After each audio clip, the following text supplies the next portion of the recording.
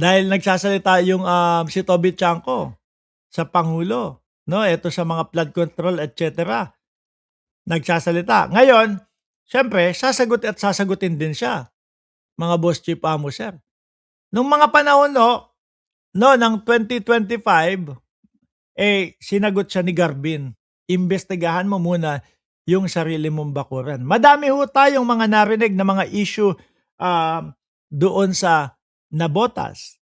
Ano po, at panigurado po ako hanggang sa ngayon, nakikita din po natin yung problema ng Navotas, mga kababayan. Yung iba nga diyan, hindi iba, lahat nga po diyan ng mga sidecar, mga bossing, sila na po ang nag-adjust. Kung kayo ho ay pupunta 'no, sa Tondo, Maynila, mga sidecar, yung mga BMX bike, yung mga gamit dun, tapos kakabitan ng sidecar. Sa Navotas, diyaan sa mga Malabon, naku, iba ho ang sidecar. Pang-ano ho ang sidecar diyan, pang mountain bike po, pagkataas-taas ho, mga kababayan. Bakit? Nag-adjust na lang po dahil sobrang baha. Sabi po dito nung 2025, ako Bicol Party List Representative Alfredo Garbin Jr.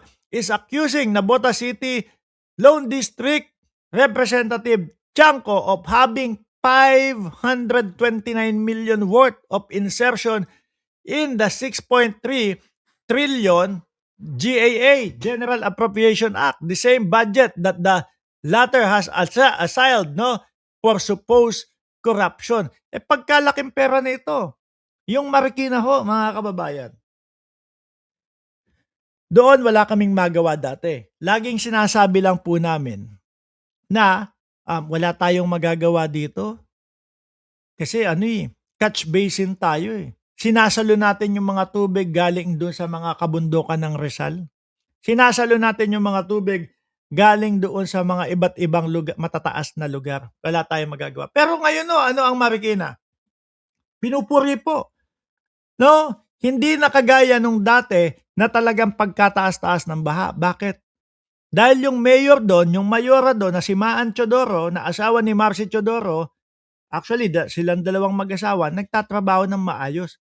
At talagang umpisa pa lang po, masasabi pa lang po sa mga masasabi pa lang po, mga bossing, no, sa mga balita na papalapit na yung bagyo, papasok na yung bagyo. Yung mayor ho namin na si Marcy Chodoro dati, naglilibot na po iyan. Tinitingnan niya na yung buong Marikina. Inaalam na yung buong Marikina, mga boss chief amo, sir, kung ano ang magiging lagay. Ganon sila. Ngayon, mukhang unti-unti na po talaga na nasolusyonan.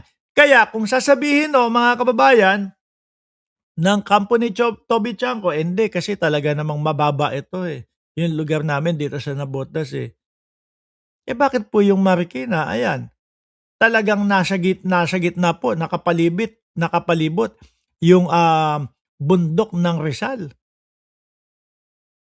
Pero nagawan po ng paraan, mga kababayan. Ngayon po yung mga taga Marikina, tingnan niyo po yung mga post nila. Masasaya po, no? Kasi maayos na nagamit yung budget. Ngayon, 529 million worth of insertion, no? Saan napunta? Tanong natin yon. Bakit hanggang ngayon hindi masolusyonan yung bayan nila na Navotas? Hanggang ngayon po, pagkatataas ho ng mga sidecar dyan. Yun lang naman no? Yung kanilang lugar, wag iitsapwera, no? Wag iitsapwera. Dapat siya sa atin, alamin muna kung ano ba talaga bago tumingin sa iba. Dahil panigurado naman po ako, mga boss chief amo, sir, ang gobyerno, mga kababayan, sa dami po ng iniwanang problema ng dating presidente na ngayon po ay nakakulong doon sa dahig, no? Inaasikaso nila yan. Inaayos lahat nila yan upang sa ganon, sa mga susunod na mga henerasyon, itong mga pagbaha, biruin mo 13,000. Aha. 13,000 yung flood control na ipinagawa ng dating administrasyon na si dating Pangulong Duterte. 13,000 'no. Ngayon ang tanong, nasaan na yung mga yon? Expired na ba? Dahil tapos na ang kanyang termino? Wala na ba, hindi nagagana kasi iba na ang presidente? Kasi kung gumagana yung 13,000 na ipinagawa na flood control ng dating Pangulo, hindi ho ganyang kalala ang baha sa Pilipinas. Maniwala ho kayo. Pero wala ho eh. Tapos ito pa yung kila Chavit Singson pa. Kakagawa lang, di umano, giba na ho agad. Isang buwan pa lang, isang buwan pa lang daw. At yan yung mga tinututukan ng gobyerno.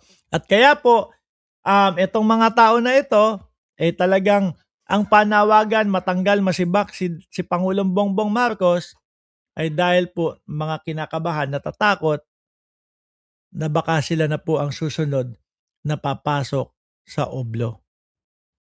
Ano po? Bumigay na. Mga kababayan, kailangan ito, nagtatawag na, no? We will play golf there, okay? Don't worry. Aalis na daw kami. Magpapaalam na ako. Mamayang umaga, mga bossing, sikapin natin, maaga yung live natin. Papaalam na ako hanggang sa muli. God bless ating lahat.